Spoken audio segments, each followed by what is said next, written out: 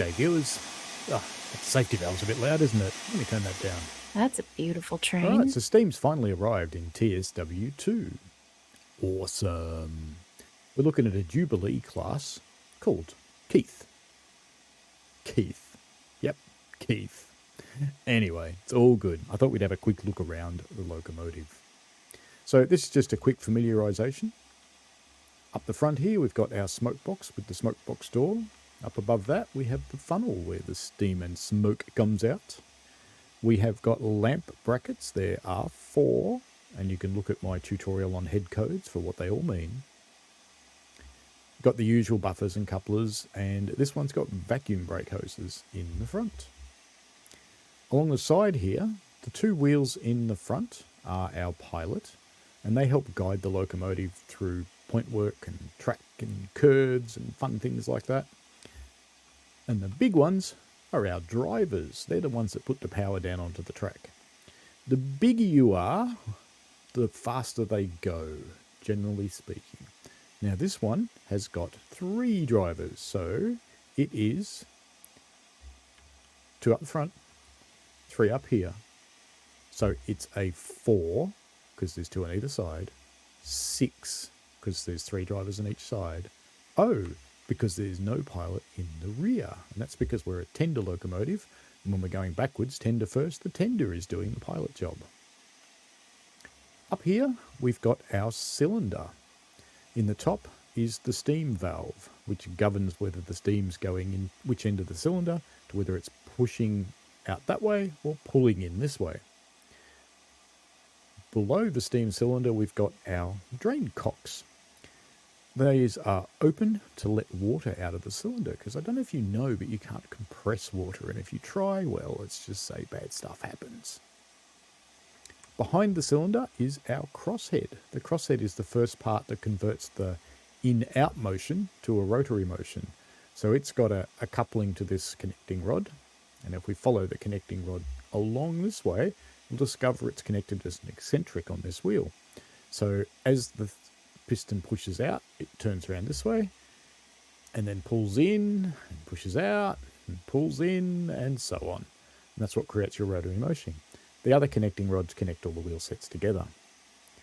Up above here is our reversing gear. Don't worry too much about what that actually does at the moment, but you can see as I take the reversing system through its paces, that actually change, and it changes the way the valve works, basically, to govern which way it's going to move. So let's just put that back into mid-gear.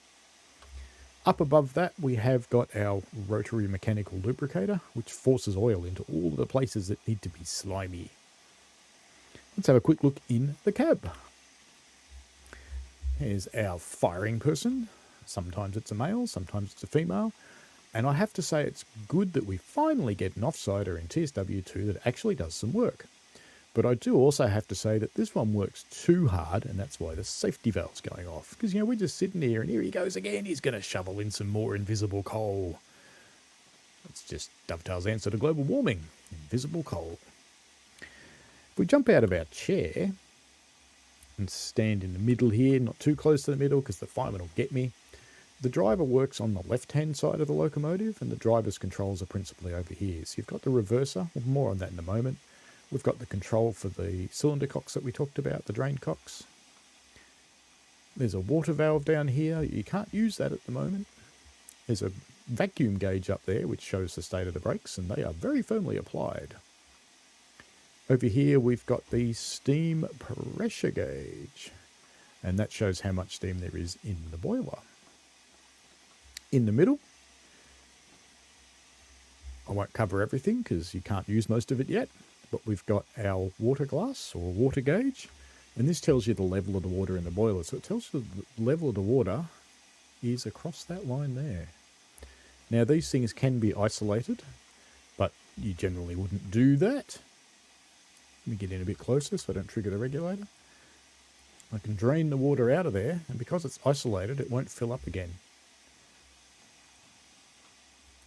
I'll unisolate it and it'll fill. So periodically, when you want to prove the water level, just in case there's a big air bubble or something, or a steam bubble maybe, then you drain it out, close that up and watch it fill up again. This control is our sander. Front sander, rear sander.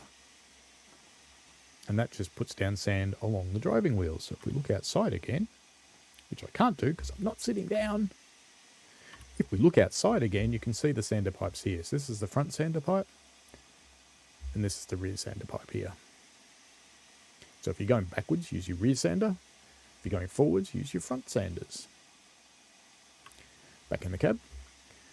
There's two valves here which help you build vacuum for the braking system. There's the small injector, and this one builds vacuum slowly, and there's a large injector that builds vacuum really fast. So let's just close this one actually. I'll show you what I mean in a moment. Down here we've got the brake valve, which is firmly applied at the moment. So applied is left, released is right. And it's a combination valve. It's a steam brake. This is the steam brake part here, which operates only on the locomotive. This is the same brake in the 8F. The vacuum brake part operates on the rear train. And the reason I say that they work together is the vacuum is also used to apply and release the steam brake. I'll show you that in a tick. This big clunky thing is called the reverser. Now, if it's an American locomotive, you might call this the Johnson bar, because Americans like their Johnsons. Who said that? Wasn't me. But anyway, this is called the reverser. So right now it's in mid-gear, which means it's in the middle, and that's like neutral in your car. We can go all the way forwards, which is like first gear in your car. You can pull a heavy load at a low speed. And we can go all the way backwards. Takes a little while. And this is like reverse in your car, but maybe it's a little bit more like a truck because you've got a great many gears. Well, do you really? No, but that's the impression you get. So when you're at either end of this scale, you can apply a lot of power, but only go very slowly.